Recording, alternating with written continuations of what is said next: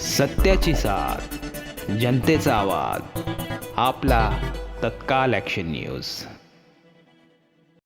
नमस्कार, माझं नाव सतीश. आपण पाहत आहात तत्काल ॲक्शन न्यूज. पुढची बातमी आहे सांताक्रूज पूर्व नेहरू रोडवरची. सांताक्रूज स्टेशनजवळ महानगरपालिकेने मोठी कारवाई केलेली आहे. अनधिकृत दुकानांवर कारवाई करण्यात आलेली आहे, त्यांना तोडण्यात आलेलं आहे. पण सगळा मोठा प्रश्न असा उद्भवतो की तिकडचे नागरिक विचारतात की महानगरपालिका अनधिकृत दुकानांवर कारवाई करते, त्यांना तोडते, पण पुन्हा 2 ते 4 दिवसात ती दुकानं पुन्हा तिथे बांधण्यात येतात आणि पुन्हा महानगरपालिका काहीही कारवाई करत नाही. दुसरा मोठा प्रश्न आहे सांताक्रूज स्टेशनजवळ विनेश टुडेच्या इथे फुटपाथवर इल्लीगल हॉकर्सने कब्जा केलेला आहे आणि नागरिकांना अक्षरशः रोडवरून चालावं लागतं, त्यांचा जीव धोक्यात घेऊन तिथे चालावं लागतं. तिथे जवळ सिग्नल आहे आणि अक्षरशः ट्रॅफिक जाम होतो. तर नागरिकांना असं वाटतं की महानगरपालिकेने तिथेही कारवाई केली पाहिजे. पुढे आपण सविस्तर बातमी बघूया.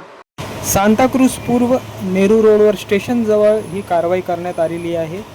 ही अनधिकृत दुकानं आहेत, त्यांना महानगरपालिकेने त्यांच्यावर कारवाई केलेली आहे, त्यांना तोडण्यात आलेलं आहे.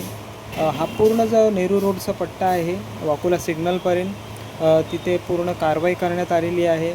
त्याच्यानंतर वाकोल्यालाही कारवाई केलेली आहे महानगरपालिकेने.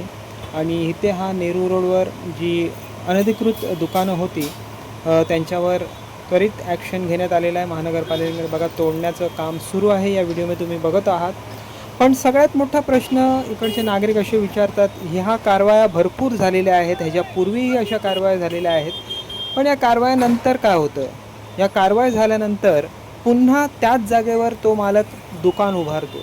म्हणजे तो दुकान काय एक वेळा कारवाई झाल्यानंतर काय लिगल होतो का?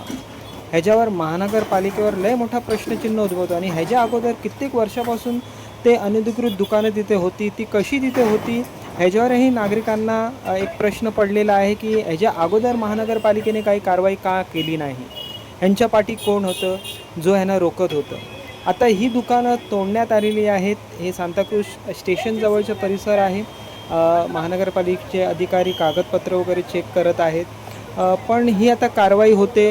काही दिवसानंतर मग पुन्हा तिकडे ती दुकानं बांधण्यात येतात.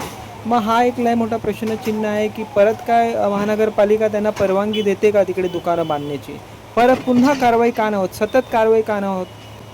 का जुर्माना लावत नाही आहे महानगरपालिका? आता हा दुकान तोडण्यात काही दिवसानंतर मी पुन्हा एक व्हिडिओ बनवणार आहे ह्याच्यावर की ही दुकानं पुन्हा कशी तिथे स्थापित होतात, पुन्हा कशी तिथे उभारण्यात येतात आणि पुन्हा कसा महानगरपालिका आपला डोळा तिथून फिरवते, पुन्हा त्याच्यावर काही कारवाई करत नाही आहे.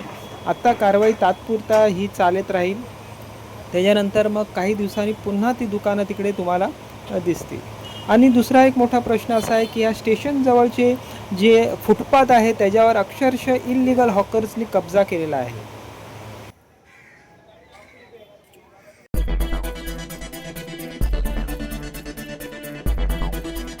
सत्याची साथ, जनतेचा आवाज, आपला तत्काल ॲक्शन न्यूज.